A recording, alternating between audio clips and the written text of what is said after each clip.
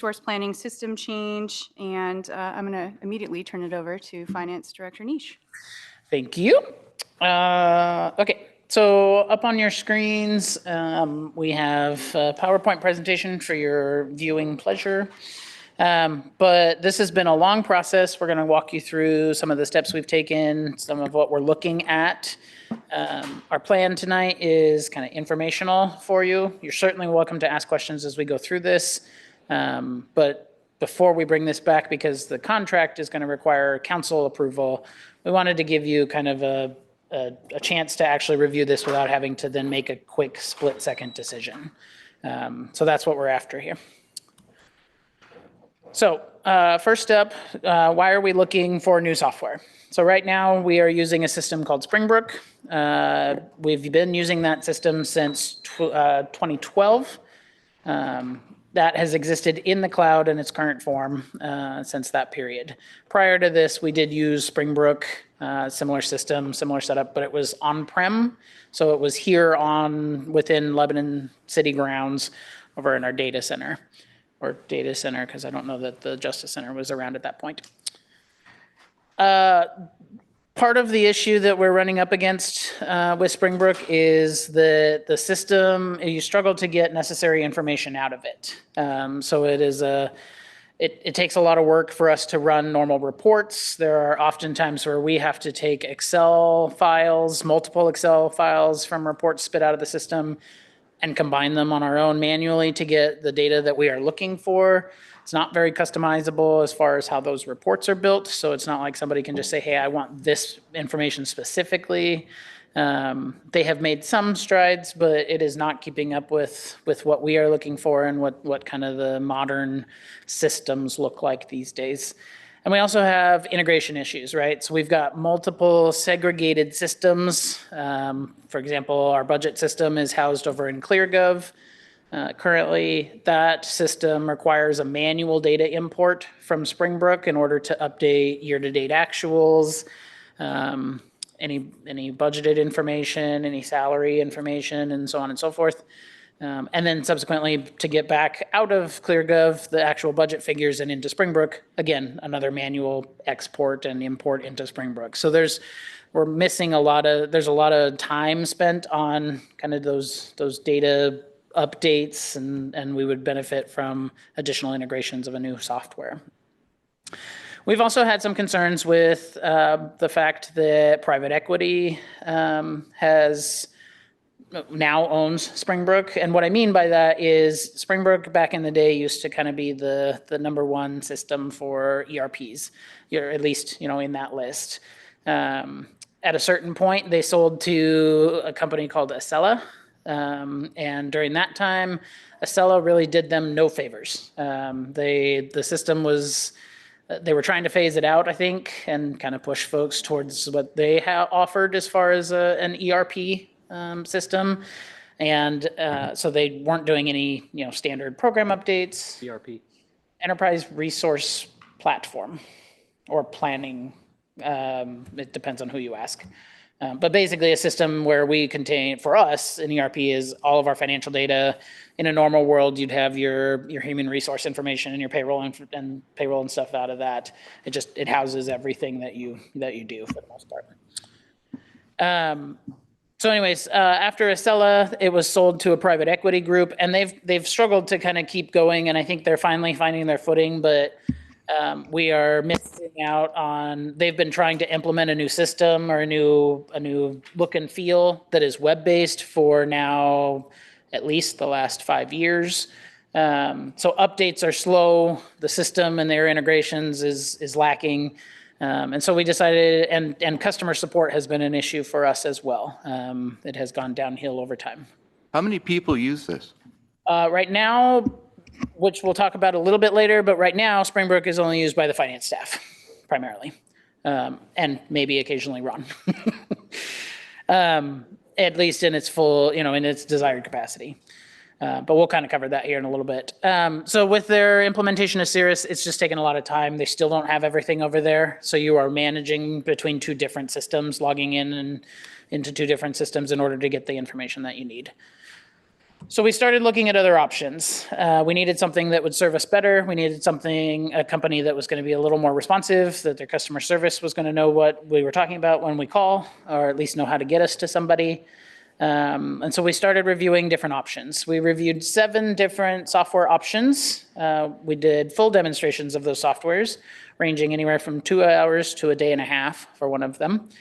And then finance narrowed that list of applications to 4.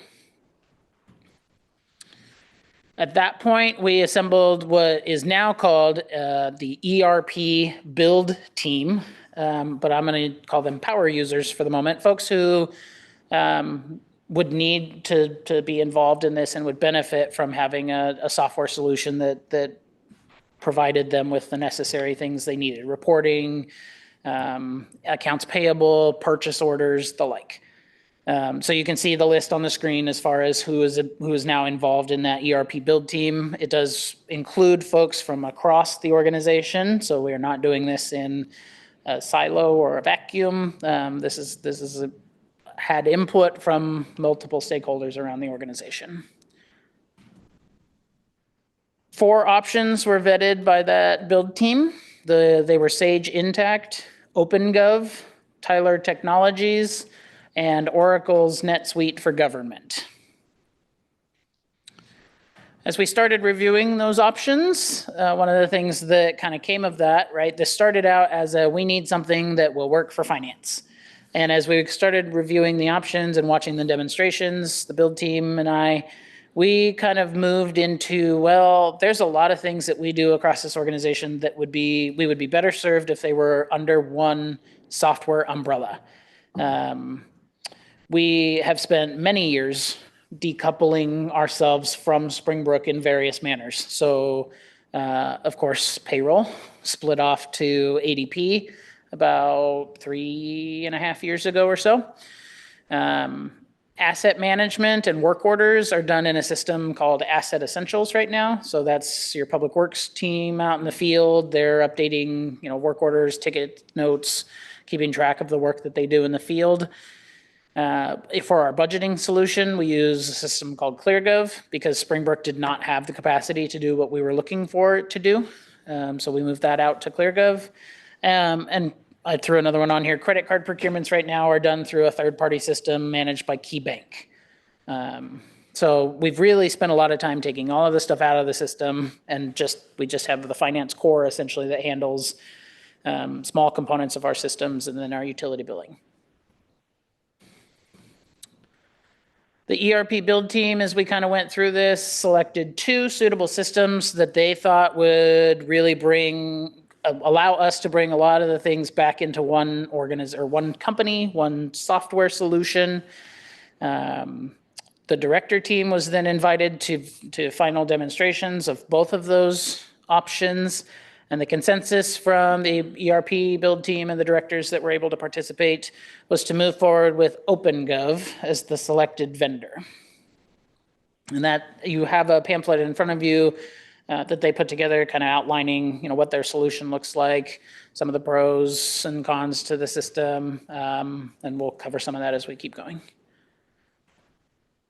So one of the pages in there talks about supporting the city. So I just kind of wanted to highlight that page specifically. What this will provide us with is one platform, or what they say is one source of truth, right? So everything that we do, from accepting an application for a permit to putting a meter out in the field at a residence, all of that would be uniform across the platform. You'd have one address instead of an address over here and a different address over here as far as how it was displayed, right? And you're touching less things, right? So the operational efficiency is supposed to be useful.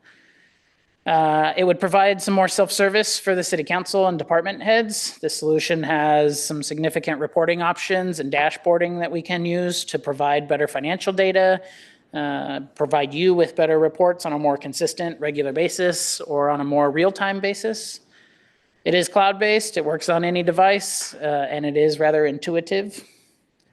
There are built-in controls for us to handle, right? Internal controls, necessary things as we go through our business every day. and provides some additional audit readiness, things that will help us move forward and produce some of these reports faster that we are required to report annually. And then the citizen portal has some significant improvements that we think the community will be able to benefit from as we move forward, which we'll cover also. From our standpoint, what are we gaining?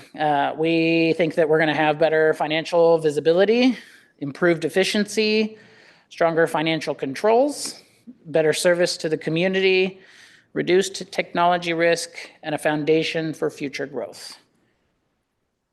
What does that mean? Well, from a financial visibility standpoint, we're expecting that we'll have real-time budget to actual reporting. Everything that goes into the system, right? If we have an invoice out there, that information is going to be readily available to all the departments, to the public, to the council. Easier access to financial information for you all and the department directors, right? We have a system right now that I think over time, kind of the attitude towards the system has gotten to a point where it's hard to say if folks are running necessary monthly budget reports to see kind of where they're at in their expenditures. And so this will help, one, provide additional tools that will help with understanding for some, maybe more graphs and more pictures versus more just, instead of just numbers. So this should allow for easier access to that information. And it will reduce our reliance on manual spreadsheets and custom reports. So create efficiencies, not just in finance, but across the organization as well. On the efficiency side is one integrated system replacing multiple disconnected platforms. So the addressing example I gave earlier, that's one of the things we've really been talking about. This system includes permitting, utility billing, and it integrates with our existing GIS system. And the reason I bring up those three components is right now what happens is we have an address that is created by our development services department.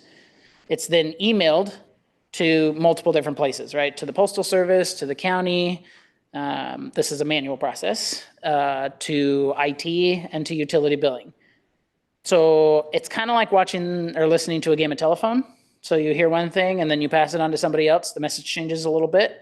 Well, we have found throughout the system that since you have three different people touching different aspects of different systems, sometimes the consistency in the addressing does not exist. So we're really excited about the potential that building and planning or development services would kind of kick off that addressing. There's a automatic process through workflows within the new system that would then put that address into the necessary buckets, right? Send it over to utility billing side. It would populate automatically. It would populate over in our GIS for IT to put together, and would be consistent across all those platforms. This would allow for fewer manual data exports, imports, and reconciliations. I can tell you that my accountant is extremely excited about the improvements in our bank reconciliation option, which should help us get to a spot where we can do things like a regular month-end close, right? Right now, it's kind of an open-ended process, and yes, we get to a spot where at year-end we know where we're at, but we can certainly get to more along the lines of, okay, at the end of a month, 7 days later, 5 days later, whatever that looks like, we have reconciled all of our stuff. We know what hit the bank. We know what's outstanding. Boom, we have an accurate financial report for that month or that quarter. And then there would be some more opportunities for automated workflows and approvals within this system.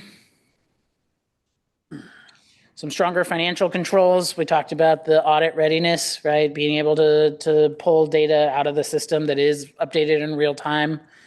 Better data integrity and reconciliation, and then reduced risk of errors caused by duplicate data entry. For the community, we have a few new components with this software option that we think will be beneficial.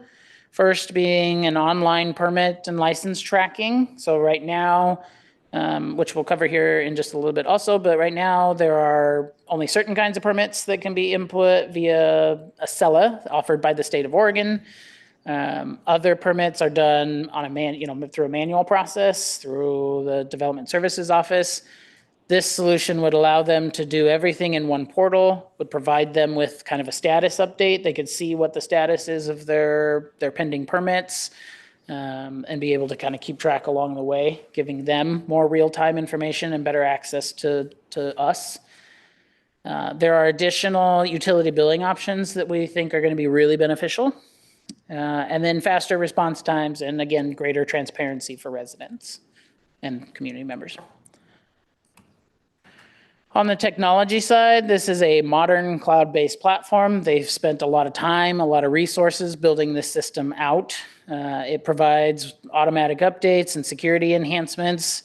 We intend to integrate our Microsoft 365 logins for this, so there would be not only IT having kind of that, once a user's been generated, they'll have access potentially to the system, but also it allows for us to continue to use the dual factor authentication system that we have set up right now, to make sure that people are who really they say they are as they're logging into our sensitive data. And then there's less dependence on aging legacy systems that can potentially open you up to cyber attacks and kind of more real-time stuff. On the foundation for future growth piece, this is a scalable platform, which we'll cover here in a few minutes, that can expand as the city's needs evolve. There are additional modules available that we do not intend to sign on to right now, but those can be added on to the system later if it's necessary, and that does not require replacing that core system. And then there are better integrations across departments, allowing for faster processing, less hands touching specific things. Again, just kind of solidifying our ability to kind of do things better and provide better service to our community. Don't have a heart attack for the next part yet, but this is the pricing. This is a 7-year agreement, is what we have initially discussed with OpenGov. The total price of that 7-year time span would be almost $1.8 million. So that's about $225,000-ish a year. And then there's implementation costs on top of that, which would cost us about $388,000 for the platforms that we have signed on to potentially. This piece is in your packets, but this is their kind of solution and as a whole. So the highlighted green sections, those will be the sections that we're signing on to initially, right? The financial management, budgeting and performance, utility billing, permitting and licensing, and enterprise asset management. As you can see, there are other things that they have as well that could be available to us down the road. They have a relatively well-known and robust procurement and contract management module that we could consider adding in the future. They do have payroll and HR, although with our recent conversion to ADP, that's not on the docket right now, and we don't intend to pull that out of there. And then they do have capital budget and project management that we could look at in the future as well. So just their solution provides a multitude of options for us to review as business needs change, as we expand as an organization, and continue to provide the services that we need to provide. So for the pricing that I listed out before, financial management, that's the name of their system, and budgeting and performance, those two pieces right now are being handled by two separate systems. Those are ClearGov and Springbrook. OpenGov's pricing, the variance on that means we'd actually save $1,300 a year from what we're paying today. So woohoo, good news. However, on the other side of that, certainly, so the utility billing system that is being provided by Springbrook currently, that would cost us a little bit extra each year. So the $34,000 number we've listed there. Permitting and licensing is currently being provided by Acela through the state of Oregon. Moving that to OpenGov would cost us approximately an additional $36,000 a year. And asset management over in the public works area, being provided by Asset Essentials, you'd see an increase of about $42,000 a year. For the additional money that you're going to be potentially paying for utility billing, we believe that the enhanced customer service portal, it provides better view and and data availability to customers. So the system has been set up a lot nicer than what we currently have. There are more options for customers to handle things like auto pays. So right now, customers can set up an auto pay if they'd like with a debit or credit card. There is no option to do any bank draft or anything like that. But also with our current system, they get one auto pay option a month, and that is the 15th of each month or the next business day. This system would allow the customer to decide what works best for them from an auto pay standpoint. So they could pick something that lines up better with paydays or functions going on in the household or the business and cash flow for cash flow reasons. So this system provides us with a lot more flexibility that we can pass on to the customers. For past due notifications and shut off notifications, currently our system only allows us to do notifications by phone call.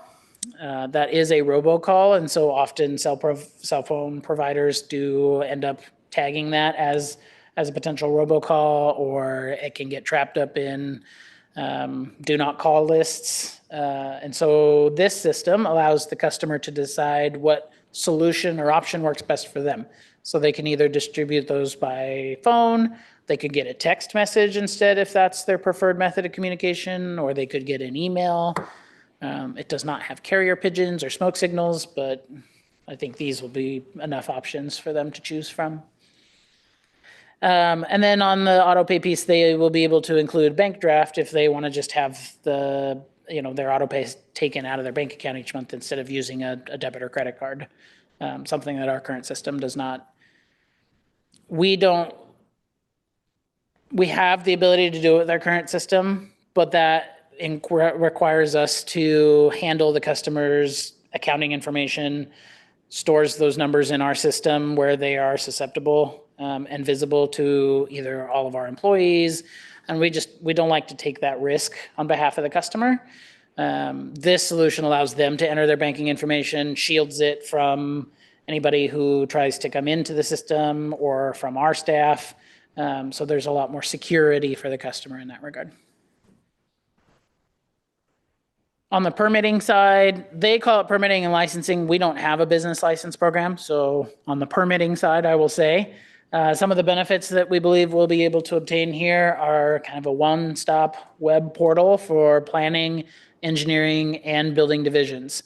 Currently, the portal that we have now is only set up to handle building permits, right? Yes. So this will allow us to add additional functionality to the office, eliminate some Excel spreadsheets that we tend to store the data on, provide better access for customers. They can see exactly what the status of their permits are in any given moment, and they can kind of track those through the system. I kind of skipped ahead, I guess, but so the improved transparency for customers and contractors. And then as we discussed earlier, addressing starts with permitting and stays consistent throughout the system because you're only entering it once and you're not trying to play that game of telephone. On the asset management side, we believe that the GIS integration in the field really is the selling point for this. So currently, the work order system that we have now for our public works crews, they pull that up on their tablet. It has all the information as far as, okay, this is the address, this is what needs to be done. Here's for you where you can enter your data and information. It does not provide them with any sort of mapping. So they have to jump out to a different system, move from that tablet screen to another, find what they're looking for on the GIS map, hop back, right? All of this would be contained within the new system, readily available to them. If they open that ticket, it'll have all the ticket information, the GIS map right there. They can zoom in and find where maybe they're looking for a meter that they have to replace. And it's not necessarily just right out in front of the property line, visible and easy to find. It's off in a bush somewhere. This would provide them with greater tools and greater access that would enhance their ability to complete work tasks.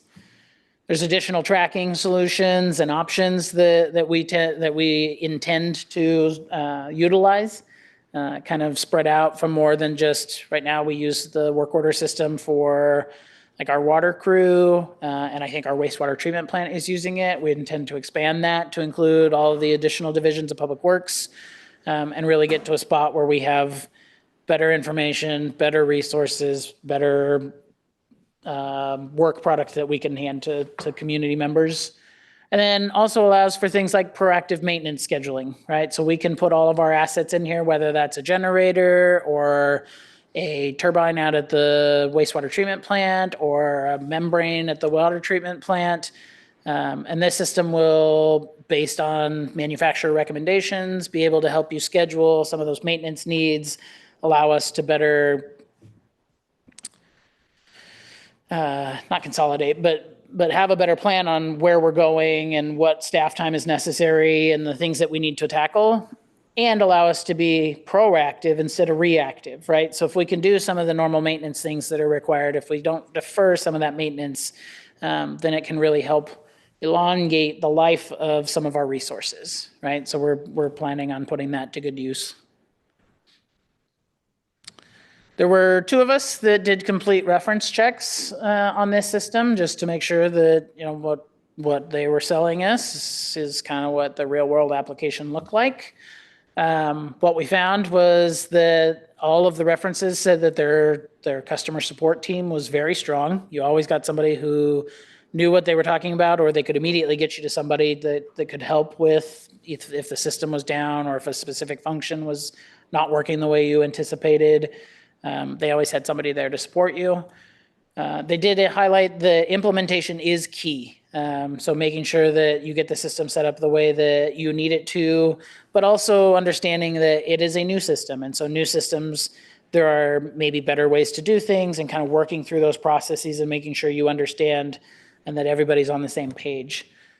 There were operational efficiencies that were gained from the implementations of these solutions. One township over on the East Coast that we talked to, they indicated that between their finance and their HR team, they were able to kind of consolidate and ultimately save 3 FTE because of the efficiencies that they gained out of this system. They all indicated that OpenGov is committed to continuous improvement, and they have seen that. They also really take feedback from their users to determine what kinds of things need to be added to the system, where can enhancements be made. It is a modern and integrated platform, right? Real-time data available to us on a regular basis, and with tools that we can use to distribute that information easier. And then it provided some significant cybersecurity and risk reduction to all of them. We talked to 4 different organizations. All of them recommended OpenGov, said that they thoroughly enjoyed the system, that it works very well, they're very happy with it, and they'd do it again if they had the opportunity. So I talked a lot, I talked really fast. Now's the time for questions if you have them, or if I need to clarify anything. I got a couple questions. I'm going to ask, I started talking first this time. Well, I'm going to assume this wasn't the cheapest of the options. No, probably not. I wouldn't say it was the most expensive. I'm just saying, what were the pluses that we decided this one other than the other ones? You said it was unanimous. What are some of those features that? Yeah, we weighed multiple things. I think one of the things that we heard about other solutions is the implementation was not easy, to put it lightly. And so what we found with OpenGov is you have a cheaper implementation, you have a group that is dedicated to listening to your needs, to teaching you about the new system, and really being able to kind of put some additional resources into what that implementation looks like. As far as kind of that long-term agreement piece, I can tell you that this started out significantly higher as far as the options were concerned. And we have worked very diligently to make sure that this kind of came more in line with what other software providers were offering as well. Can I say it was the cheapest? No. But we think the operational efficiencies and the value to be gained out of bringing a lot of our functionality back into one solution is going to essentially outweigh the costs that we're going to end up I paying. absolutely get that it's worth it to do it. I'm not trying to pick apart the Yeah. cost. I just want to see what the difference is between them. And if there's, you said, I'm going to assume, we're not going to save 3 FTEs off this, but is there math that is used, because I'm not an algebra guy, that justifies the cost of this? Because it is a big bite, let's face it. I know that this software is probably end of life. It's probably time to move on from it. Our existing software, yes, we believe that And it's time to in move this on. someplace, I hope it was considered how long this is going to last versus other Yes. solutions. Yeah, we believe that this system will be, we've had Springbrook since prior to 2012. So it has been a long-term solution for us. We believe that OpenGov is uniquely qualified to provide that a similar setup for us. It's also why we agreed to potentially looking at a 7-year contract versus, a 3-year or a 5-year. We've had discussions with staff across the organization to weigh whether this was the appropriate path or not. And are we really going to embrace what the software has for us so that we get that complete value? That buy-in's a big piece of it. It is. And we received a unanimous vote of confidence in that regard, right? They are ready to dive in. I'll be honest, because this started out as a finance piece, I think it caught me a little off guard that we suddenly moved from just a finance piece to something that holistically touches multiple aspects of this organization. So it's an operating system. It is. That's how things are supposed to run. It is. But the team is excited, we're excited, and we think it's going to provide a much better value to the organization for many, many years to come. Okay, thank you. I'll get out of the way now, Dave. Go ahead. Wait, you Or to ready? anybody else. I'm ready. I'm just going to keep firing them off and you Okay. answer them. I'll just keep going. All right. Where are they based out of? California, the San Francisco area. And how long have they been in business? They have had an ERP since the early 2010s. So it sounds like it's an all-in-one thing, including payroll. So why aren't you including payroll in this? We're not ready to make that transition at this time. I would say for some that weren't here previously, our move to ADP came with some significant challenges. We're not looking to relive that right this second. And what we want to do is get established in a system before then we consider upheaval of that kind, right? Anytime you're messing with people's pay, it can get really dicey. And we just want to make sure that we're doing the right things, that we're going about it the right manner this time, that we're having those conversations and involving everybody that needs to be involved. We think this is going to be a tall lift in and of itself initially, and we want to make sure that, down the road, do I think that payroll and HR will make it into this? Probably. But I can't say exactly when, and we're just not wanting to kind of reopen some of those wounds, I think, that we dealt with. Yeah, I've when used we moved. ADP in the past and I was satisfied with them. So who would have access to this system? I mean, what's the security like? Can it be hacked? I mean, the can it be hacked question, I think anything has that potential. I think there's lots of people out there that get paid lots of money to make attempts on that. OpenGov seems to think that their system is fairly secure. They've got all the backups necessary to ensure that if something were to happen, they'd be able to restore things. I think they said their initial goal is within a 24-hour period. Is that right, Brent? So, I can't say for sure that it cannot be hacked, right? Because I think that's just the way of the world. Everybody's trying. Who all would have access to it? As far as- Directors and. Yeah, so as far as access, you can do varying levels of security, right? So there will be some global users who have access to almost everything in the system. And then, directors will have access to reporting and AP approvals, budget. So you can set up access based on what each employee needs to have to complete their jobs. Would there be would the cost lessen without the payroll off of this 1.8 million? Payroll's not included in that 1.8. So only the items that are in green on one of the pages within your guide there, and actually I can put this back up on the screen too.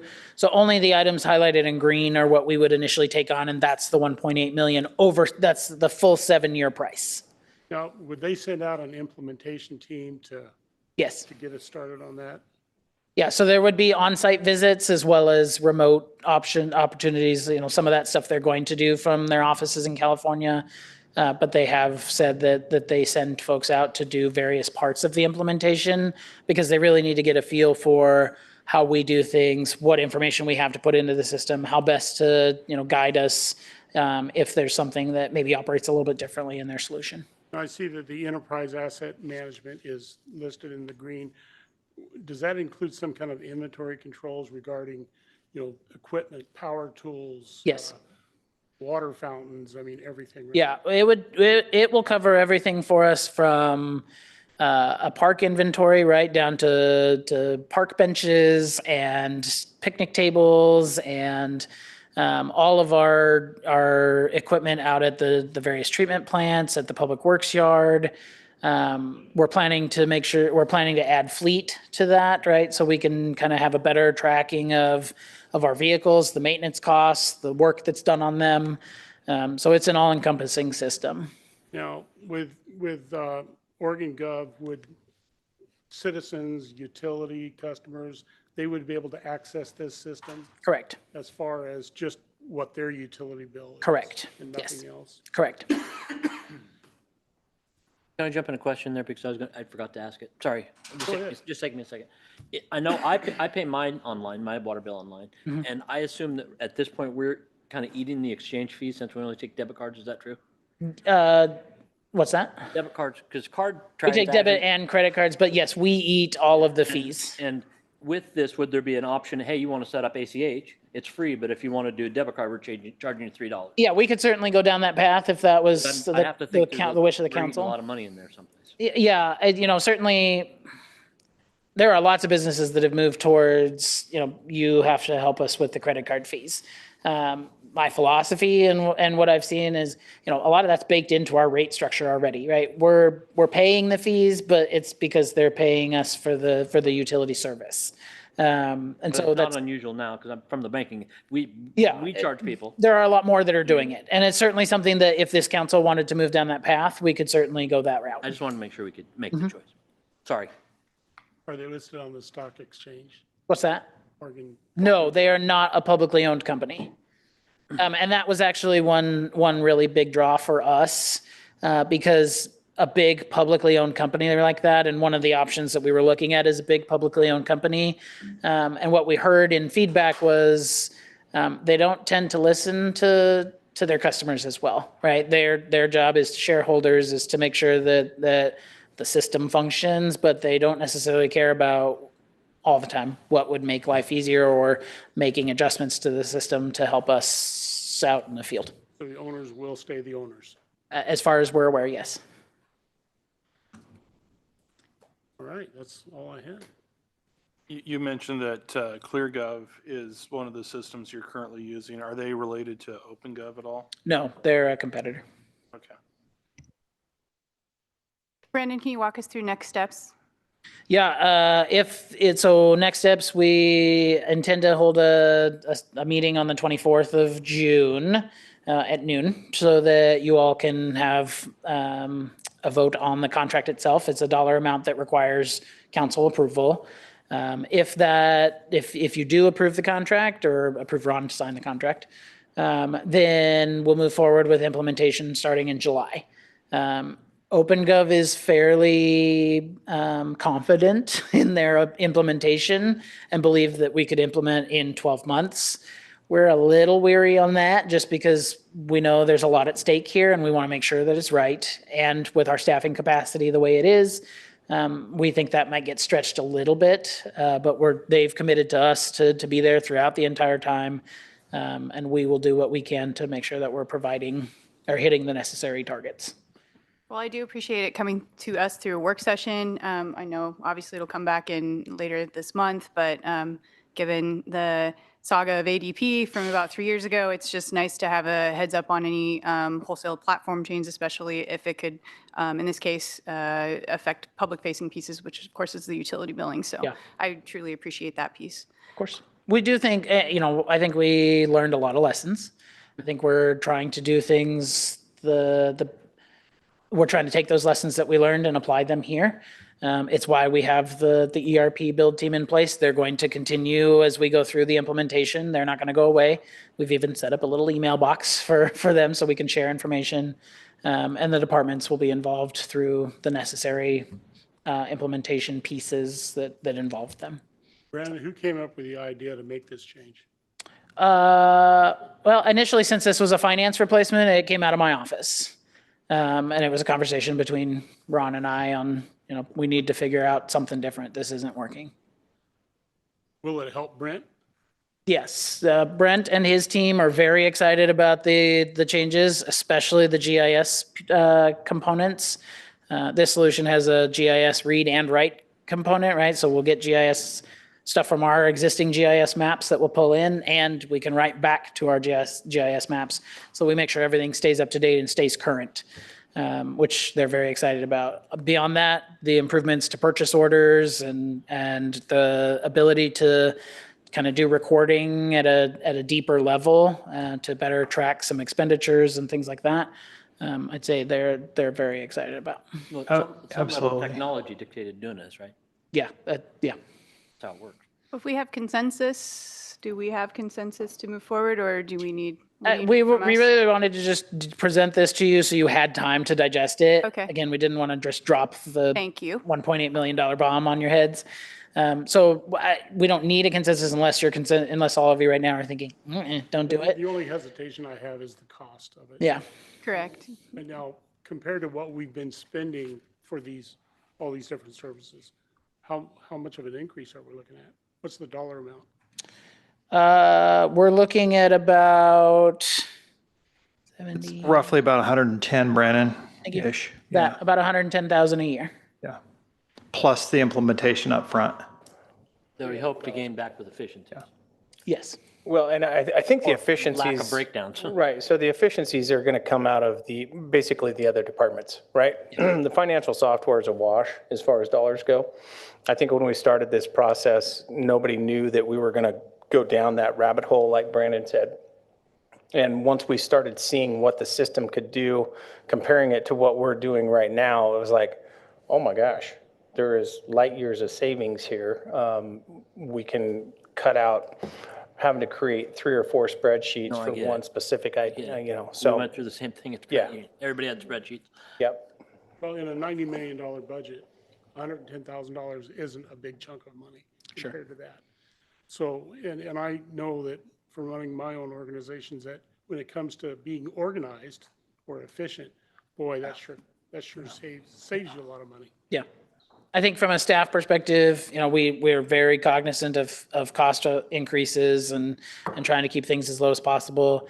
But we think with where we're headed and our staffing abilities, this is the best option to keep things as low as possible in the future. So.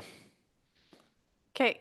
Any other questions? I think at this point need to be emailed. We will go ahead and close this work session, and we will begin our regular session we're going to start late, 6:05. Okay? Thanks, everybody. Yep, 5-minute break. I don't think so. Okay, everybody, I'd like to call this meeting to order. Please rise for the flag salute.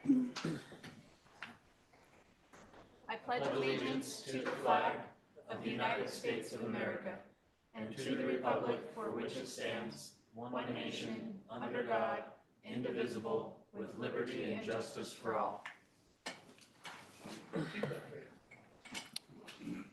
Will the city recorder please take roll? Sorry, Julie. Mayor Jacola. Council President Steinhebel. Here. Councilor Conti. Here. Councilor Angelford. Here. Councilor Salvage. Councilor McLean. Here. Councilor Workman. Here. Thank you. On to the consent calendar.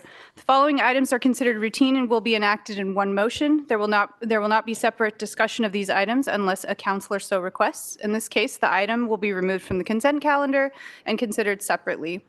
Today, we have obviously the agenda for our council meeting. Appointments, Planning Commission, Darla Blummer, who I know is here tonight as an alternate, and Don Robertson, a reappointment. Council minutes from our meeting on May 13th, our work session and our regular meeting. Ooh. Irrevocable, petitions for 6971 and 73 Park Street, as well as 2645 Birch Street, liquor license for Con Development LLC, and a Lebanon Museum request for Project 150. Is there a motion? Move to approve. Do we have a second? Okay, all those in favor? Aye. Aye. Any opposed? Motion passes. Thank you.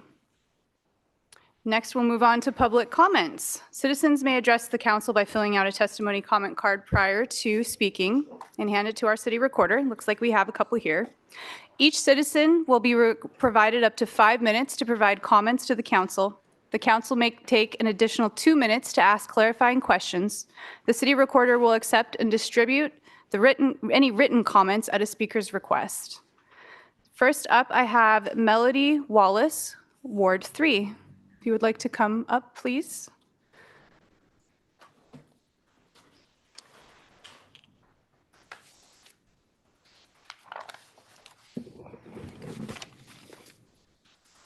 Thank you. Welcome. So the reason I came in is I live across from the dog park, the Gilead, I guess. Is that how you say it? Jalot. Gillette, Right. because you're my council member, I believe. And there's a large dog side and a little dog side, small dog side. We're getting a lot of people who want to bring in big dogs to the little dog side. And what it's doing is making the people that are in there already have to pick up their dogs and leave, which I don't think is fair because they have a whole side. But we're getting people that have like, what do you call it? American Bully, and the dog's like this wide and like super thick, and it's a big old dog. And the other dogs don't want it to be inside there. So when the lady comes to go inside there, and which it's not neutered, so it's already got some issues. I'm not saying it's aggressive or anything, but I'm just saying there should be some differentials. And so the only thing I'm asking the council is if they could put a little sign underneath the small dog side for 25 pounds or less, because that gives you still maybe a small Aussie, but above that, we don't want a big, where we have to get up and walk out because their dogs are coming in. I feel it's not fair. Can you address that, So Ron? we are putting the sign up. I don't know, I thought they had already done it, but it'll be differentiate between that and the pounds. So the sign will Because be it going up. has large and small. Yeah, and I think they were going to try and do something with the pounds too. I'll have to ask our public works director. Done. And I'd like to thank Mr. Rush for the wonderful job he did in trying to address the weed situation. There is a weed situation where it's a lot real prickly on the small dog side, and it wasn't taken care of, but at least I recognize the fact that he tried super hard. And I'd just like to say how wonderful the park is. A lot of children playing there. Every 3 of those different sports areas are filled, and it's a wonderful park. And thank you guys for letting us have it. Okay. Thanks for Yes, coming. thank you. Thank you. Okay, next up, I have Jerry Freeby. Hopefully I said your name correctly. My apologies if I did not. Ward 1.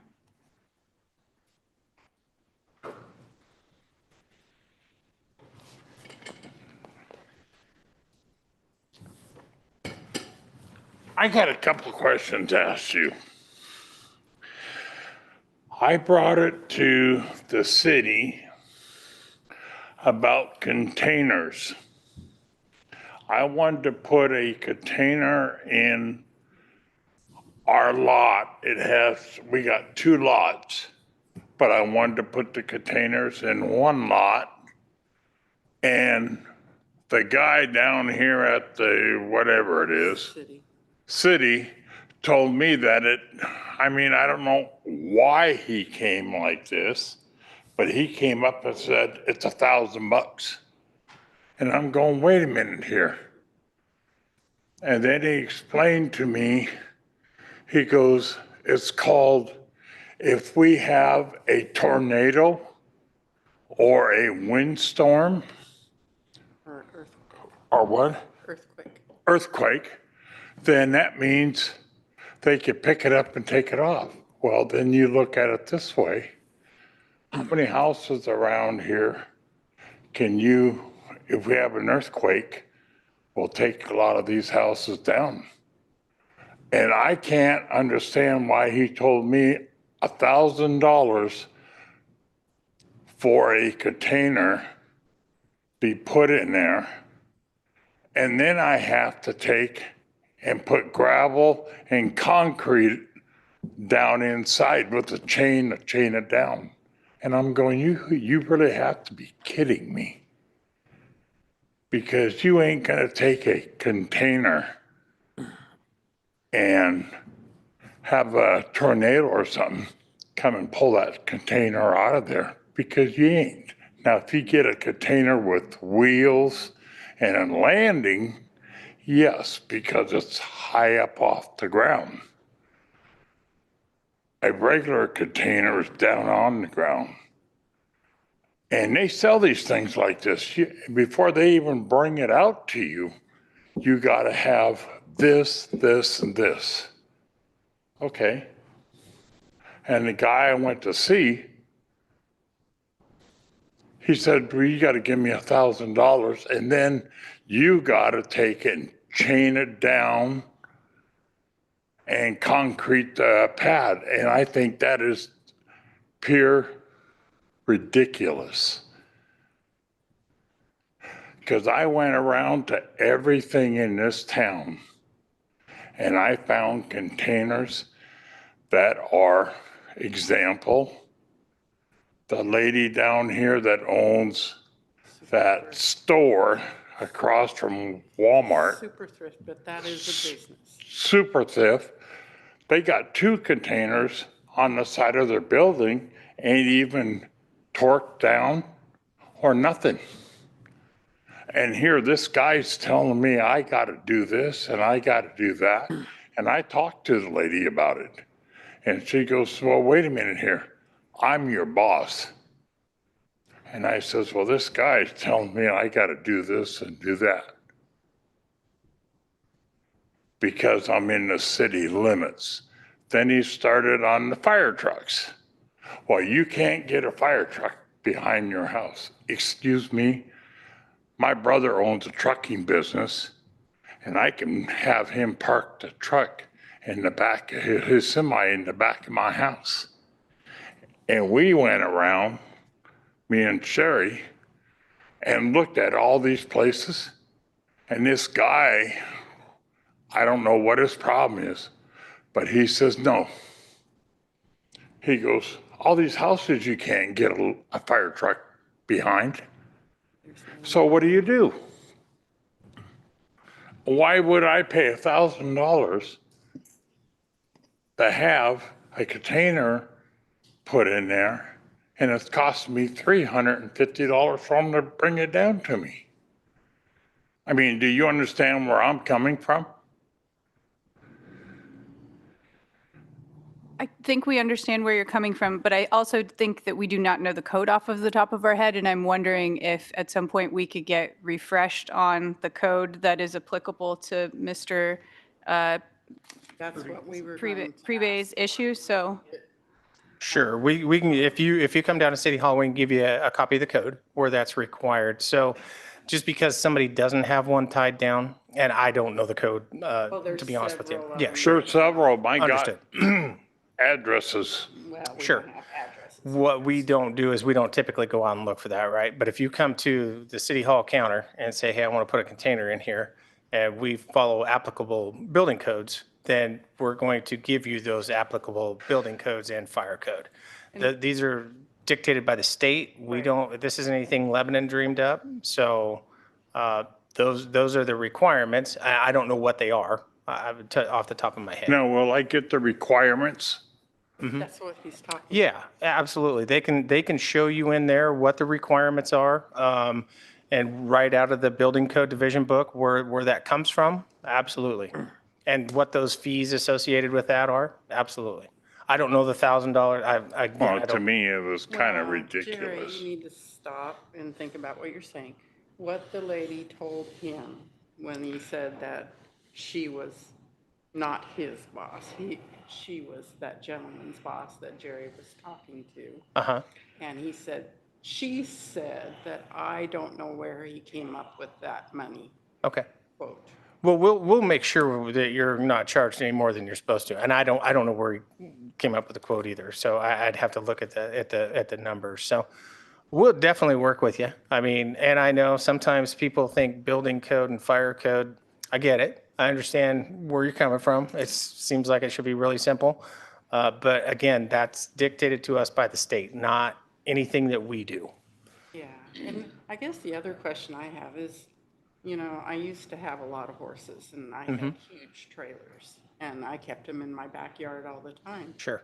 You know, and it's not a whole lot different between a container and a trailer that they're pulling behind a semi truck. Yeah.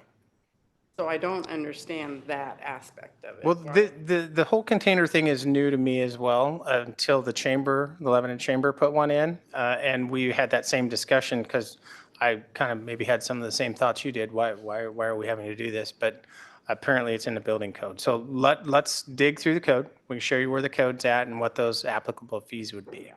If you So I got to go down to the city down here Yeah, again? if you come down to City Hall and you can talk to Shanna Olson down there, Yeah. she can get you that stuff lined right up. Okay. Well, Okay. we appreciate that. Absolutely. And then on the staff end, can you share that with us so we're better informed for next time? We will definitely do that. Thank you, I appreciate that. Jerry, over here. Oh, Yeah. Thanks for coming to the council meeting and bringing this up. It sounds like you care and you want to do the right thing and you want to follow the rules. That's what Well, it's- I you want- know, you're doing the right that's thing. what we didn't want them to bring, this big container and them have to take it back home because of something not being correct. Right. There's something not right. And I do have one thing. I used to live on Sherman Street, and this people that were our neighbors had this travel trailer. The city came out and told them they could not have it hooked up to the front yard with electricity and water and septic or however they do that. That it had to be put in the back. To this day, and that's been 7 years ago, it's still sitting in the front yard. What's the don't what's the understand address why there? that Sounds wasn't like ever maybe taken code care of. enforcement. So it would be code enforcement, and then those are generally complaint driven, if I'm speaking correctly. So Better go there searching probably for 'em. hasn't been another complaint over the last 7 years, but I think if you provide the address, that might be on our code enforcement's radar shortly. Well, yeah, code enforcement went out there. He's been called out there 2 or 3 times. The cops were even called out there. Okay. So, Well, and I guess what we're getting a little picky because of the fact that, you know, trying to save money nowadays is a big thing. And taking away storage units where, like, I'm paying $275 in Lions for a storage unit, which is absolutely ridiculous, I realize. But you know what?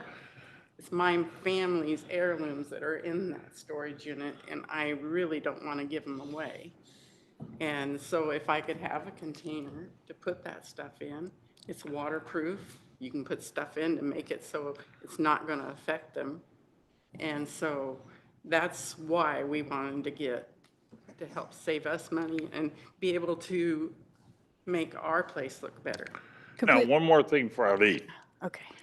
You go down Franklin Street, right? Well, he'd know. You go down Franklin Street, I don't care what it is, they put a sign out there by the canal down there, 25 miles an hour, and they still You and I do. talked about this. We're not getting in. I'm not getting into that part. My department is the containers. Yes. Yes. Okay. We hear you. We'll take a look at that and you come down to City Hall and we'll see what we can get figured out there. I'm sure there is some code to that. So Right. We do have your phone number here, so staff will be in touch. Correct? Okay. Thank you Correct. so I much. thank you Absolutely. very much. Thank you. Thank you for coming. Okay, those are the two public comment cards I had for this evening, so we are going to move on. Council President, Yes. I have one more that was Oh, submitted. sorry. Can you please refresh my memory? Oh, So I am willing to read it into the record if you'd like, or we could just acknowledge the receipt of it and the council can read the copy that's before them, and we'll include it with the packet materials. I think since we have public, can you go ahead and read it for the record? Absolutely. Thank you, Julie.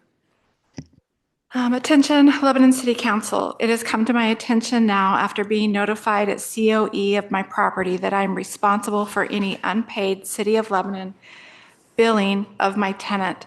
I am not the person who signed for your services at the time of their occupancy.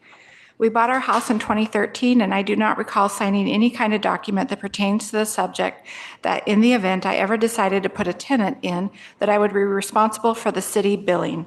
That utility bill that was presented to me when I was at the title company at COE 3 months after my tenant moved out, it should be the responsibility of the city to collect their unpaid bills, whatever method you choose, whether it is to collect a deposit when the party signs up for utilities or some other means. It should not be the homeowner's responsibility to collect a bill that is owed to the city. And the city has let go into arrears, and especially when the owner has not been notified as it states on the utility application. The council members who voted in 2014 to put this in place are no longer on the council. This matter should be discussed at a city council meeting. I would be very interesting to learn the information on how often and how many bills have been charged to the homeowners since that council voted for this assessment to the homeowner, and that the owner has not been notified until COE. It was an embarrassing surprise. I pay my taxes and my insurance on the property that I'm responsible for, but it should not be my responsibility to pay bills that are owed to the city. And it's signed by H. Joy West. Thank you, Julie, for reading that into the record. Okay, now we will move on to public hearings. First up, resolution number 7, resolution certifying its eligibility and declaring the City of Lebanon's election to receive state revenues. The public hearing is now open at 6:24 p.m. Will the finance director please present the staff report? Good evening, City Council. This is one of many that I'll get to walk you through today, but actually should go pretty quickly. What we have before you is a resolution to certify that we provide specific services to ensure that we continue to receive state shared revenues. ORS 221760 requires that we do this certification and that we certify that we provide 4 or more of the following services: police services, fire protection, sanitary sewers, storm sewers, street construction, maintenance and lighting, planning, zoning, and subdivision control, and 1 or more utility services. At this time, we currently provide 6 of them, those being police services, water utility service, sanitary sewers, storm sewers, street construction, maintenance and lighting, and planning, zoning, and subdivision control. This review and public hearing is necessary, again, to ensure that we continue to receive the state shared revenues that we currently get. They are budgeted in our general fund at this time for kind of they're not designated to a specific expense type or classification. The total approved budget with those state share revenues, the amount of state share revenues anyways, was $330,589 projected for next year. Thank you. Does council have any questions for Director Niche? Seeing none. Is there anyone to speak regarding this matter? Seeing none. The public hearing is closed at 6:26 p.m. All further discussion will be limited to council and staff at this time. Is there any council discussion? I think we already went over this at the last meeting, didn't we? We have, yes. And I think we were all Part of the budget. in favor of it. Agree. Okay, seeing no further discussion, will the city attorney please read the title of the resolution? Resolution number 7 for 2026, a resolution certifying its eligibility and declaring the City of Lebanon's election to receive state revenues. Is there a motion? Motion to approve. Second. Okay, all those in favor signify by saying aye. Aye. Any opposed? Passes unanimously. Thank you. Next up, resolution number 8, a resolution certifying the city complies with sections of ORS 47.5C related to marijuana sales inside the city limits. Public hearing is now opened at 6:26 PM. Will the finance director please again present the staff report? There's not a lot to this staff report. As the council president indicated, this resolution is necessary to, again, agree that we comply with state requirements and allow for marijuana sales within city limits. The city has a tax on any marijuana sales within city limits at 3%. In order to continue to receive that is guaranteed revenue to us. In order to receive some additional money from the state, from their collections, we have to certify that we currently allow for these services that are outlined in Resolution 2026-08, specifically that we allow a license to produce marijuana, allow a license for the wholesale sale of marijuana, and a license for the retail sale of marijuana. So this is just our confirmation that, yes, we'd like to continue to receive those dollars, and yes, we allow those services within city limits. Just out of curiosity, Brandon, how many outlets do we have right now that sell marijuana? That's a good question. I don't actually know how many stores we have in town. I want to say 6, but I think that might be, it's close to I feel like I'm 6. counting 7, maybe. 6 or 7. We receive a pretty decent amount from the marijuana sales too. It's easy to do the math on how much money we get in our budget for that. It's about $160,000 a year, and at 3%, that's darn near $4 million in sales every year. So I don't think we have to worry about it until they start outnumbering churches. there we go. That might be a while. Does the council have any more questions for Brandon? Anyone who would like to speak regarding this matter? Seeing none. The public hearing is closed at 6:28 PM. We're moving along. All further discussion will be limited to council and staff at this time. Is there any further discussion amongst council? Seeing none. Will the city attorney please read the title of the resolution? Resolution number 8 for 2026, a resolution certifying the city complies with the section ORS 475C related to marijuana sales inside city limits. Is there a motion? Motion to approve. There's been a motion and a second. All those in favor signify by saying aye. Aye. Any opposed? Motion passes. Thank you. Next up, resolution number 9. We have a few more to go. Adopting the City of Lebanon's budget and making appropriations for the fiscal year. The public hearing is now open at 6:29 PM. Again, our favorite finance director with a staff report. Me again. ORS 294 outlines the process in the state of Oregon for municipalities and other local governments to set their budgets and obtain funding for a fiscal year. Specifically, it requires the installation of a budget committee that is equal parts number of councilors and citizen or public members within city limits, that live within city limits. And then you have to present a budget to that budget committee as a proposed budget offered by the budget officer. The city's budget officer is the city manager per our charter. We did present that proposed budget and his budget message at a meeting in April 16th to be specific. And then subsequently held another hearing on the budget, and the budget committee approved a total budget of $94,684,265 during a session on May 18th. That at this point meets all the requirements for RS 294. They did at that time recommend that council adopt the budget. That has to be completed before June 30th. Otherwise, you have to cease all spending, send everybody home until you get to a budget. So we really want to avoid that. But this budget is presented before you. You have, of course, seen it as members of the budget committee. The resolution specifically, 2026-09, allocates a total of $94,654,962. It is a little bit more than what we have seen previously. For example, last year's budget, it was in the kind of 60 some odd $million range. The difference, primarily among other cost increases, is the wastewater treatment plant, right? So we have $30 million in capital construction monies budgeted in this year, or this coming fiscal year, for the wastewater treatment plant, which is what's driving up that figure. So I am certainly happy to answer any additional questions that you may have, but that concludes what I have available for you in the staff report. Thank you. Any questions for Brandon that weren't answered in previous budget meetings? Okay. Another 8 hours. Anyone who would like to speak on this? Seeing none, the public hearing is now closed at 6:32 PM. Any council discussion? Seeing none. Thanks for your work on this.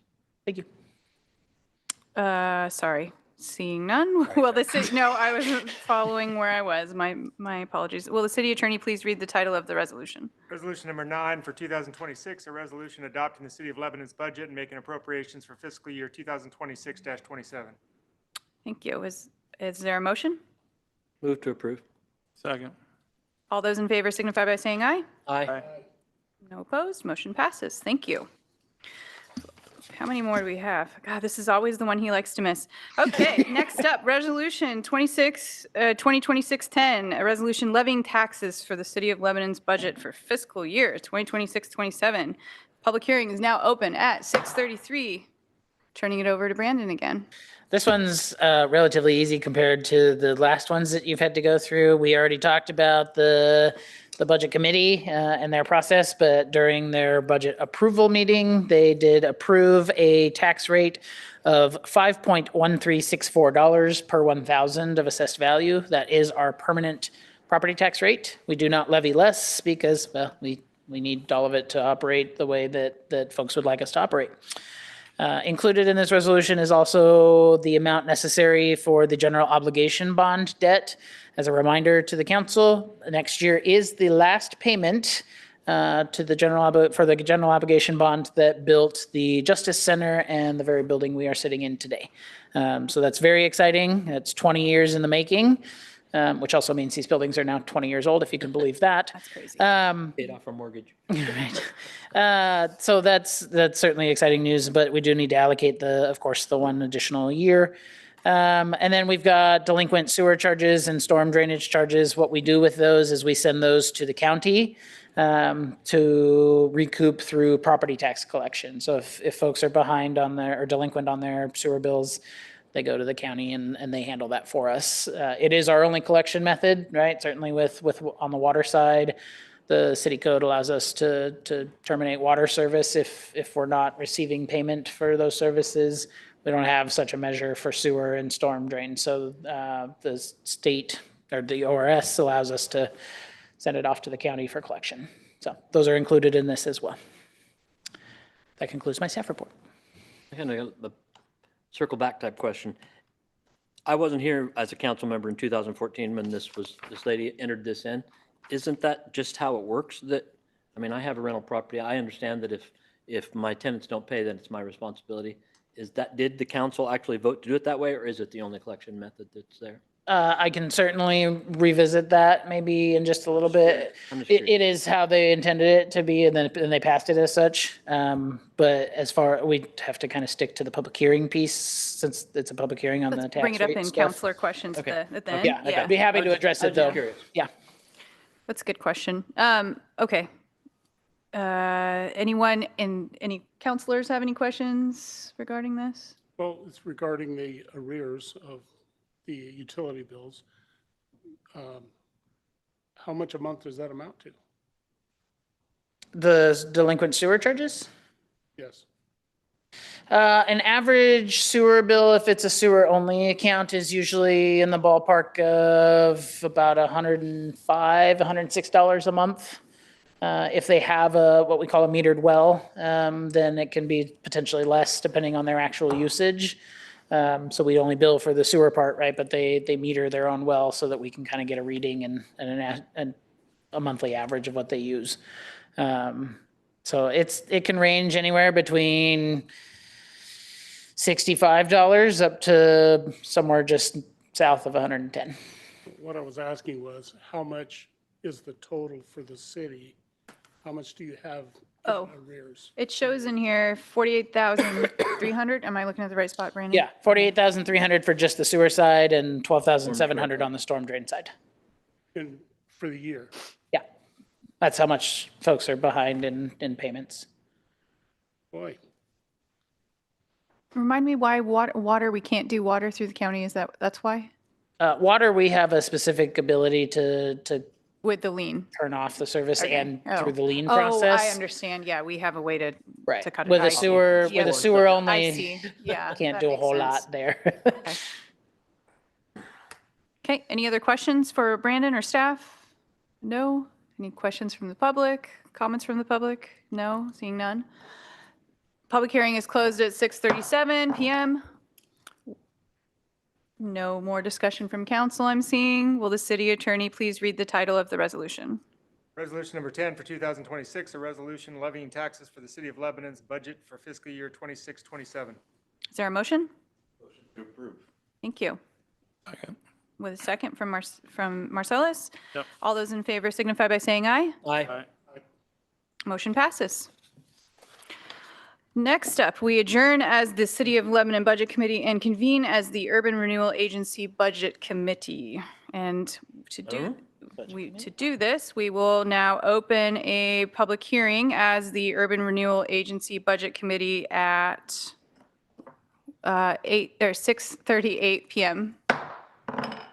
Will the Finance Director please present the staff report? As the agency board is well aware, we have two budgets, one for the city and then one for the Lebanon Urban Renewal Agency. The Lebanon Urban Renewal Agency contains the budgets for each of the 5 urban renewal districts. Too many repetitive words. But under ORS 294, those districts are required to follow the same local budget rules that the city is required to abide by. So with that being said, the city manager or the agency manager is the budget officer. Ron did present the proposed budget during a meeting on April 16th. An opportunity to hear from the public was allowed at the May 18th meeting. And after consideration of needed expenses for the coming year, the agency budget committee approved a budget of $8,582,633, recommended taxes, and recommended the board adopt that budget. So that is what is before you now. That concludes my staff report. Thank you. Does anyone have questions for Brandon? Seeing none. Any questions from the audience? Seeing none. We will go ahead and close the public hearing at 6:39 PM. All further discussion will be limited to the Urban Renewal Agency Committee and staff at this time. Seeing no further discussion, will the city attorney please read the title of the resolution?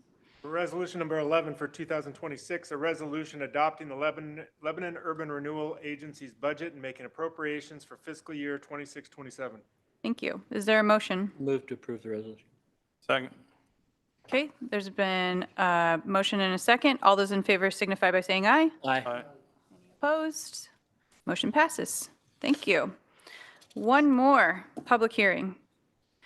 Next up, Resolution 2026, number 12, a resolution levying taxes for the Urban Renewal Agency budget for the fiscal year 26-27. Public hearing is now open at 6:40 PM.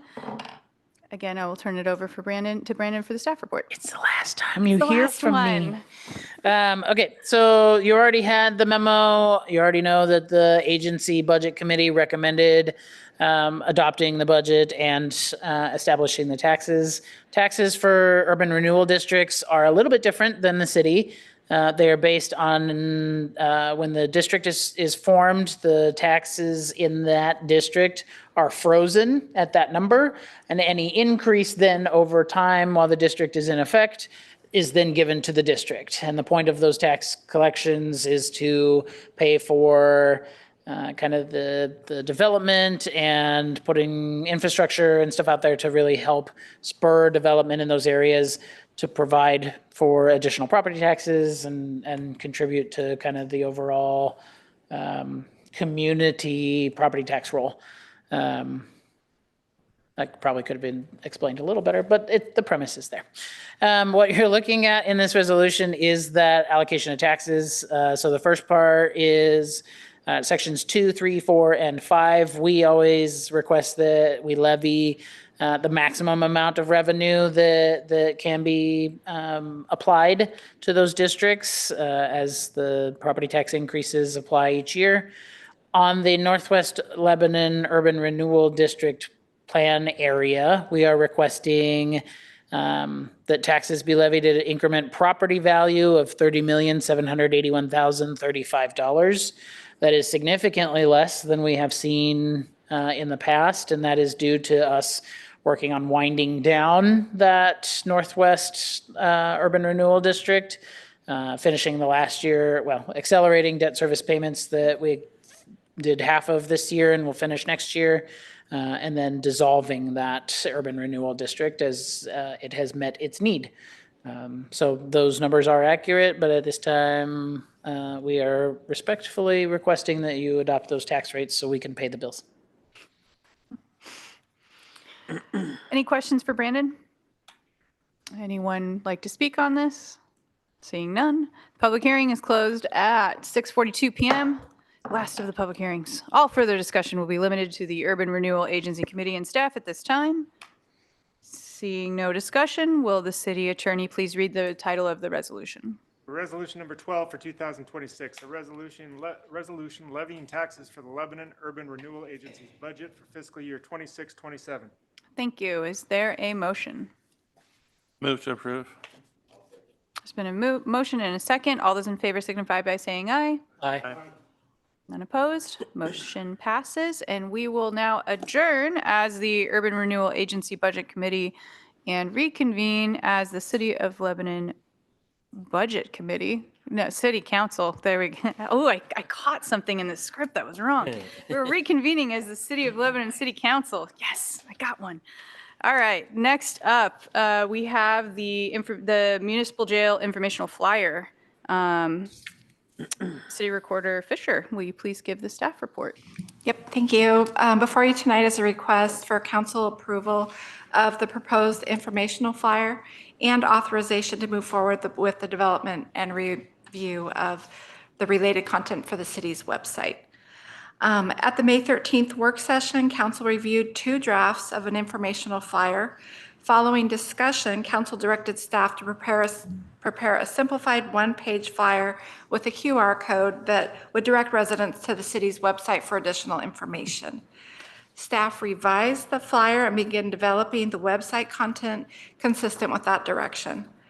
To help ensure that compliance with Oregon election laws regarding the use of public resources, staff submitted the proposed information flyer to the Oregon Secretary of State Elections Division for review.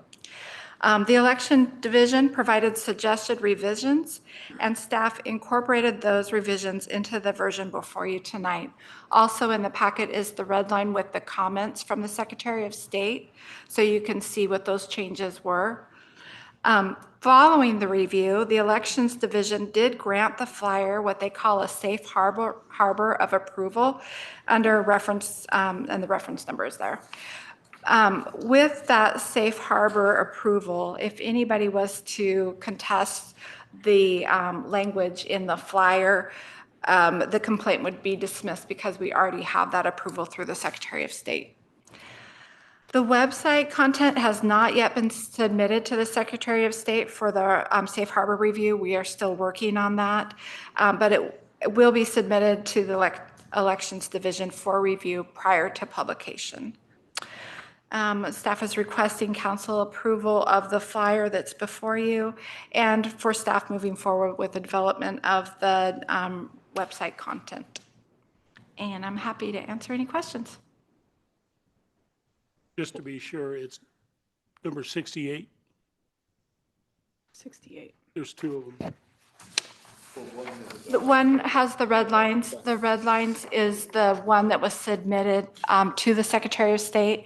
And then the one without the red lines is the final version. Clean version, yeah. Okay. And then on the back of the red line are the comments from the Secretary of State of what they suggested. Thought the comments were pretty interesting. I noticed in a lot of places where the word was levy, they were very clear that they wanted that to be rephrased to tax or property tax. Just found that interesting. Okay. I do appreciate that we went through the step of getting safe harbor. Like, that's really important, and I'm glad that we're going to follow that through for the next step with a website. I just want to make sure we're doing as much of this by, all of it by the book, and lessen any chance for litigation against the city at any time. That would be one of the worst things to ever come from this. So I appreciate the staff's work on this. Thank you. Does anyone have questions for Julie? I see the dog. They didn't say anything about the dog. I think he's persuasive. I agree. I mean, we could have made him a little bigger, but no. Okay. Any more questions for staff? Seeing none, is there a motion, and preferably one that is maybe outlined in the packet? I move to approve the informational flyer and related factual information content for publication on the city's website regarding the proposed municipal jail operations levy or tax as presented by staff. Sorry, I had to throw that. It's been seconded by Councillor McLean. All those in favor signify by saying aye. Aye. No opposed, motion passes. Thank you, everybody. Okay, next up, approval to award project at Grant and Sherman. I will pass this over to City Manager Whitlatch. Thank you, Council President and councilors. What you have before you here tonight, we walked this memo in. We opened bids for the Grant Street, 5th Park Street project, and also Sherman Street from 2nd to Main was included in that. We received, it looks like 9 bids yesterday. We had an engineer's estimate that was about $3.1 million. You can see where bids came in substantially less. This project will do a lot of reconstruction in the downtown for the streets and also sidewalk access ramps, curb gutter drainage, water line. So it's a fairly extensive project scheduled to last until probably May or June of next year, depending on the weather. A couple of things to note on that is when we do the project, we've set it up into phases. So on Grant Street, they will only be able to close 1 block at a time between Main and, or between 2nd and Park Streets. So that means, say for instance, the section of Grant Street between Park and Main Street is closed, then the section between Main Street and 2nd Street would be open. And they have to finish those 2 sections before moving on. They can't do them simultaneously just for traffic flow. Same thing with Sherman. We're not going to allow them to do Sherman Street at that same time too, otherwise it would disrupt the downtown more so than it's going to do anyway, because it will be disruptive. We know that. With that, we intend to award what we did was an additive alternate with Sherman Street, which means we didn't know going into it whether we would have enough funds to complete that portion of it. After bids were open, we do. And so what we're proposing is that you award the full street and utility reconstruction project, including the additive alternate, to MVG Construction of Philomath, Oregon, in the amount of $2,836,147.06. And I'm happy to answer any questions. I got because I live on that street, question. Is it right to assume that that'll be repaved like from 5th all the way downtown? New asphalt, or is the road still going to stay the same, patched up with repairs? No, we're actually gonna dig most of the road base and repave the entire thing. I just want to make sure. Yeah. Somebody asked. Yep. And I was hoping so, because I ride my bike down there, it's really rough. We'll leave you 1 pothole. I'll find it. Yeah. About how long is this project gonna take? Well, we originally had looked at trying to wrap it up this year, but with weather conditions, the final thing you do is paving and concrete, and it's not real conducive down in December and January. So there's probably going to be a period of time where they're not going to be working on portions of it. unless it's utility work where they can do on hard surface so that we can get out to where we can get good paving weather. So it'll probably end maybe June of next year. Okay. Any other questions for staff? For Ron? No? Okay. Is there a motion? Motion to approve. Second. There's a motion and there's a second to approve for MVG construction. All those in favor signify by saying aye. Aye. Any opposed? Motion passes. Okay, you're up again, Ron. Staff report. Thank you again. Just a couple of things for tonight. We did find out from the Community Development Block Grant organization that there's going to be substantially less funds for this go around for what we want to call our library project. What does that mean? We don't know. It probably means that we wouldn't get awarded the whole project. So one of the things that we talked about as staff, Kendra and I talked about at the budget committee meeting, there was some discussion about what to do with the proceeds for the Santiam travel station. And it was talked about maybe that goes towards the library project. So what I'm kind of looking for is a council consensus at this point. We would have to do a motion or a resolution at some point to transfer that money out of, I believe it's in, The equipment reserve fund. thank you, sir. To be used when this project, when and if this project gets funded. So the estimated cost of the project is about $1.6 to $1.7 million. So what we could do is show a good, healthy match on the grant application and see if we could get completely funded.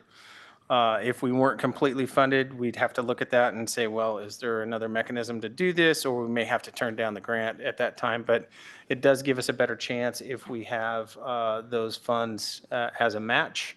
Or we can apply and see how much funding we get, likely not going to be the whole thing. So looking for a council consensus if you want to take those funds and use them before we indicate that we want to put them on a match for this grant.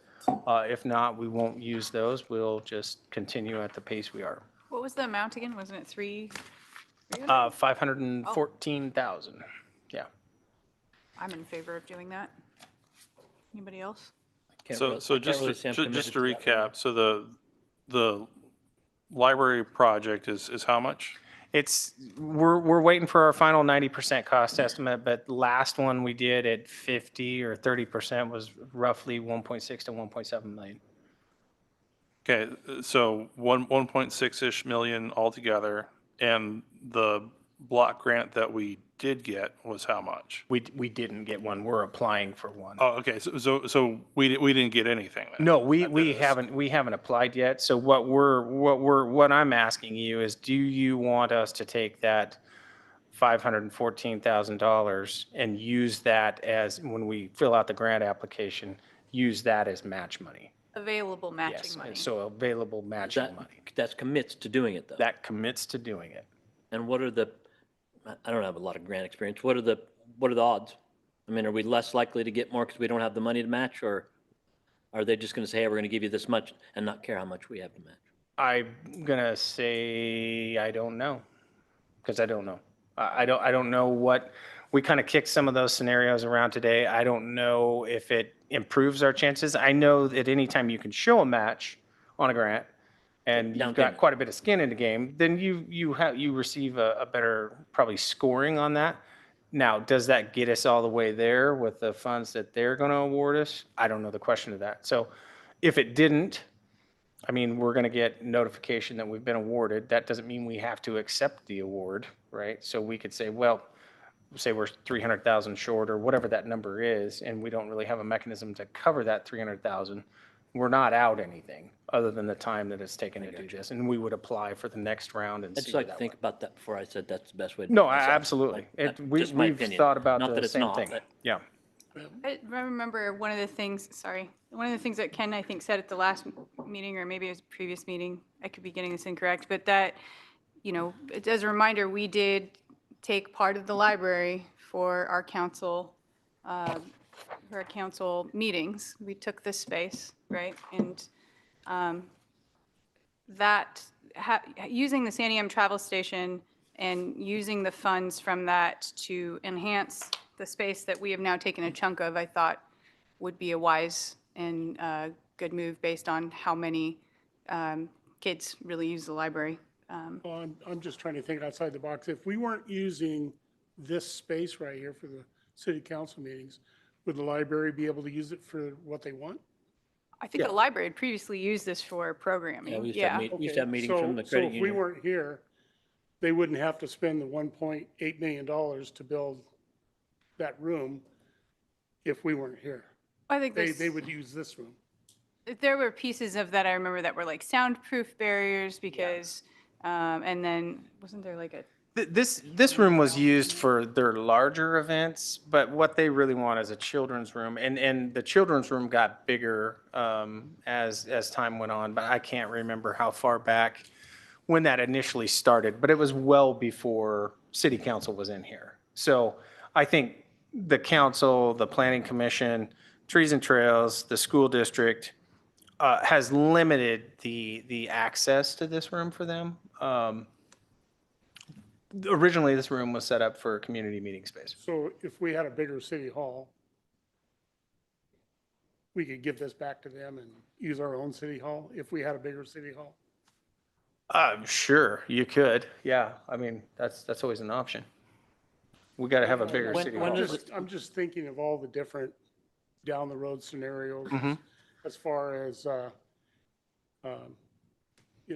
we sold this piece of property, now we're just gonna spend it all in one place, Yeah, and you don't have to do all the match. You don't have to do any of the match. I just know that was brought up during the budget committee, and the likelihood of being completely funded with this next round of CDBG is probably slim to none. Yeah, I can see it on the faces that some of us are hesitant about that. Okay? So do we want to just apply for the grant as is, no match, or just the match that we've shown? Which I is just want to 150. make sure I'm making myself clear. I support the library getting this done. This is a quick decision to me and I know you got to place the grant by a certain time. You got a deadline, I'm sure. Yeah, we gotta have it in by the end of the month. Yeah, I just bring it maybe we back could on the June revisit this meeting? at the later meeting. Yeah, I mean, we can put it on the June meeting for I a just want to be motion. responsible with the decision. Oh, absolutely, Yeah. I think absolutely. that's fair I mean, then we're to about- talk about it at length. we're at the about June ready meeting. to- Ways, and I'm like, We're about ready to spend I'm $500,000 still kind of processing through, woohoo, we got this grant thing that we're going to apply for. Wait, never mind. So if you can kind of help explain that a little bit more, like, I'm not well, understanding. at the previous meeting when we had all the kids here and said we were applying for this block grant, and it was Uh-huh. like this big chunk. Did that just get No. reduced or No, what? yeah, it just what- got reduced. We found out, I think it was just yesterday, they don't have the funding that they thought they had, which is pretty typical of federal funding, right? So the funds are less, so the chances of us being fully funded, like we were hoping, have been reduced substantially. We're competing, they'll only do 5, what they call community facility projects on a round of funding, and there's already 5 there. So if you think, I think they've got about 2.8 million.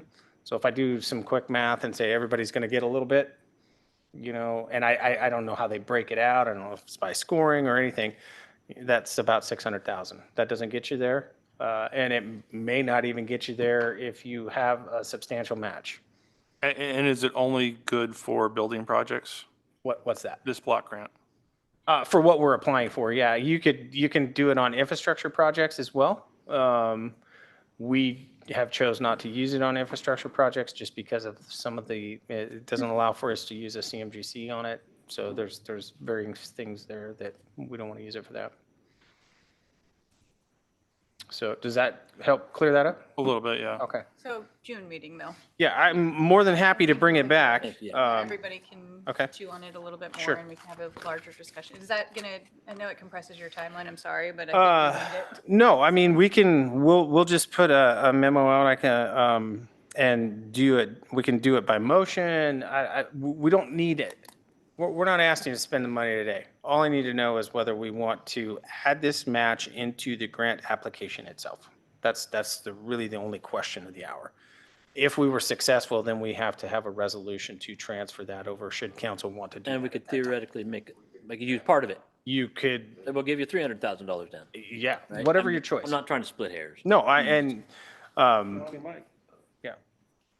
What? Say it. Do what? Oh, motion to approve? Yeah, let us bring it back in the second meeting in June, and we can have some more discussion on it. Thank you. Absolutely. Okay, where are we? Oh, a couple more things. Yeah, we're still going through your stuff. I am out of the office starting tomorrow and gone through next week. Brandon will be AIC, so if you need anything, you can get a hold of Brandon. And we have Did the you get that council approved meeting- with us? Yeah, I did. I said, you know what? I need a vacation. Yeah, this So- being retired is pretty hard on me too, Ron. Yeah, I know. are you gonna have your phone on? I can have my phone on, I can have my computer with me, but the great news is you can't reach me where I'm going to be. I'm going to Good be in the plan. bottom of the John Day River Canyon, so Can't reach me. Plan. you can try, but unless you send smoke I signals. say that you when I'm won't sitting get in my me. house. I will do my best.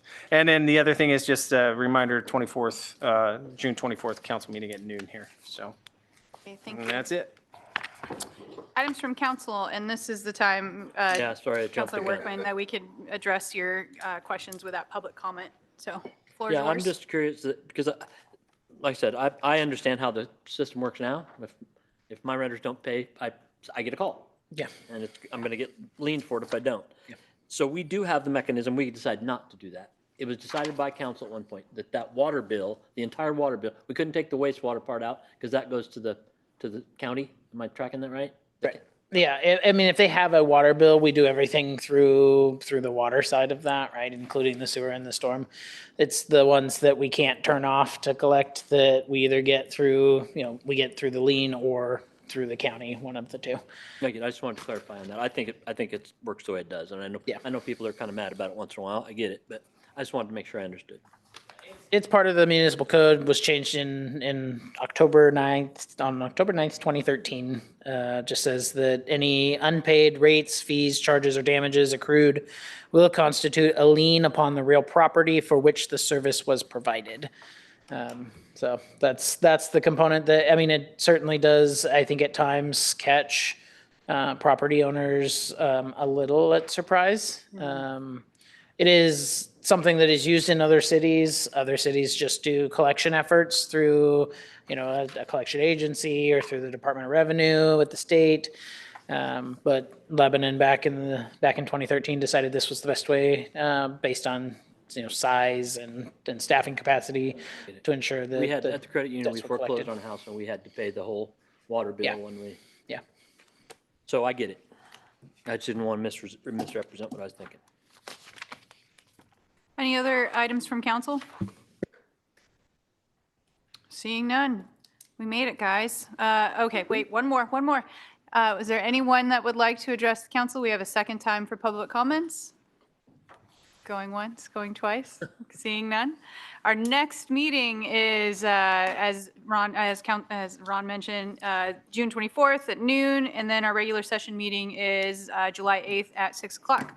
Meeting is adjourned at